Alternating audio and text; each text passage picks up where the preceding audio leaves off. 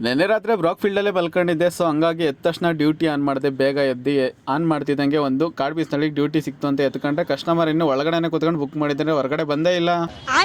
ಇನ್ನೇನು ಮಾಡೋಕ್ಕಾಗುತ್ತೆ ಅಂದ್ಬಿಟ್ಟು ನಾನೇ ಫೋನ್ ಮಾಡಿ ಎಬ್ರಿಸ್ದೆ ಗೈಸ್. ಏನು ಅರ್ಥವೇ ಆಗ್ತಿಲ್ವೇ ಈ ಕೇಸು?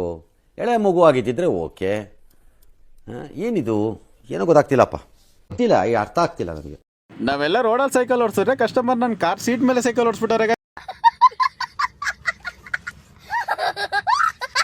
ಡ್ರಾಪ್ ಆಗ್ತಿದ್ದಂಗೆ ಇನ್ನೊಂದು ಅಲ್ಲಿಂದ HSRಗೆ ಡ್ರಾಪ್ ಬಂತು ಗೈಸ್. ರೈಲ್ವೆ ಸ್ಟೇಷನ್ ಹತ್ರ ಕಸ್ಟಮರ್ ಇದ್ರು ಕಾಡ್ ಬೀಸ್ನಳ್ಳಿ ಹತ್ರ. ಸೊ ಅಲ್ಲಿಗೆ ಹೋಗ್ಬಿಟ್ಟು ಕಸ್ಟಮರ್ನ ಬೇಗ ಪಿಕಪ್ ಮಾಡ್ಕೊಂಡು HSR ಹತ್ರ ಡ್ರಾಪ್ ಮಾಡಿದೆ.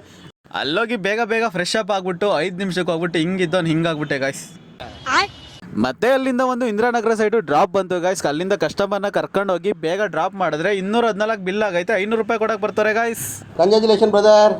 ನಮಗೆ ಕ್ಯಾಶ್ ಡ್ಯೂಟಿ ಬರೋದೇ ಕಡಿಮೆ, ಅದರಲ್ಲೂ 500 ರೂಪಾಯಿ ಕೊಟ್ಟರೆ ಚೇಂಜ್ ಅಲ್ಲಿಂದ ತಂದು ಕೊಡಲಿ ಅಂದ್ಬಿಟ್ಟು ಅದೇ ಅಜ್ಜಿ ಹೋಗ್ಬಿಟ್ಟು ಎಲ್ಲೆಲ್ಲ ಹುಡಿಕೊಂಡು ಚೇಂಜ್ ತಂದು ಕೊಟ್ಟರು ಗೈಸ್. ಅದರಲ್ಲೂ 20 ರೂಪಾಯಿ ನಾನೇ ಬಿಟ್ಟು ಕಳಿಸ್ದೆ. ಅಲ್ಲಿಂದ ಹೋಗಿ ಏರ್ಪೋರ್ಟ್ ಹತ್ರ ಸ್ವಲ್ಪ ಆರೊಂದು ಪ್ರಾಬ್ಲಮ್ ಇತ್ತು. ಸೊ ಆರನ್ನೆಲ್ಲ ರೆಡಿ ಮಾಡಿಸ್ಕೊಂಡು ಆರನೇ ಹೋಗಿತ್ತು ಅಂದ್ಬಿಟ್ಟು ಹೊಸ ಆರನ್ನು ಹಾಕ್ಸ್ಕೊಂಡು ಮತ್ತೆ ಅಲ್ಲಿಂದ ಒಂದು ವೈಟ್ ಫೀಲ್ಡಿಗೆ ಡ್ರಾಪ್ ಇತ್ತು. ಹೋಗ್ತಾ ರೋಡಲ್ಲಿ CNG ಫಿಲ್ ಮಾಡಿಸ್ಕೊಂಡು ವೈಟ್ ಫೀಲ್ಡ್ ಹತ್ರ ಹೋಗಿ ಡ್ರಾಪ್ ಮಾಡಿದೆ. ಡ್ರಾಪ್ ಲೊಕೇಶನ್ ಇನ್ನೂ 1 ಕಿಲೋಮೀಟರ್ ಇತ್ತು ಗೈಸ್. ಅದೇ ಜಾಗದಿಂದ ಮತ್ತೆ ಏರ್ಪೋರ್ಟಿಗೆ ಡ್ಯೂಟಿನೇ ಬಿದ್ದುಬಿಡ್ತು. ಅಲ್ಲಿಂದ ಕಸ್ಟಮರ್ನ ಟರ್ಮಿನಲ್ 2ಗೆ ಡ್ರಾಪ್ ಮಾಡಿದೆ. ಮತ್ತೆ ಟರ್ಮಿನಲ್ 2 ಅಲ್ಲೇ ಪಿಕಪ್ ಆಯಿತು ಗೈಸ್. ಅಲ್ಲಿಂದ ಕಸ್ಟಮರ್ ಕರ್ಕೊಂಡು ಹೋಗಿ ಡೈರೆಕ್ಟ್ ಕಾಡ್ ಬೀಸ್ನಳ್ಳಿ ಹತ್ರ ಬಿಟ್ಟೆ. ಅಷ್ಟರಲ್ಲಿ ಮತ್ತೆ CNG ಖಾಲಿ ಆಗಿಬಿಟ್ಟೈತೆ. ಏರ್ಪೋರ್ಟಿಗೆ ಹೋಗಿರೋದ್ರಿಂದ ಯಾವುದೇ ಥರ ವರ್ಕೌಟ್ ಆಗಿಲ್ಲ ಇವತ್ತು. 3000 ಅರ್ನಿಂಗ್ಸಿಗೆ 1000 CNGನೇ ಕೊಡ್ಬಿಟ್ಟೈತೆ. ಮತ್ತೆ ಮುಂದಿನ ವಿಡಿಯೋದಲ್ಲಿ ಸಿಗೋಣ. ಅಲ್ಲಿವರೆಗೂ ಎಲ್ಲರಿಗೂ ಬಾಯ್.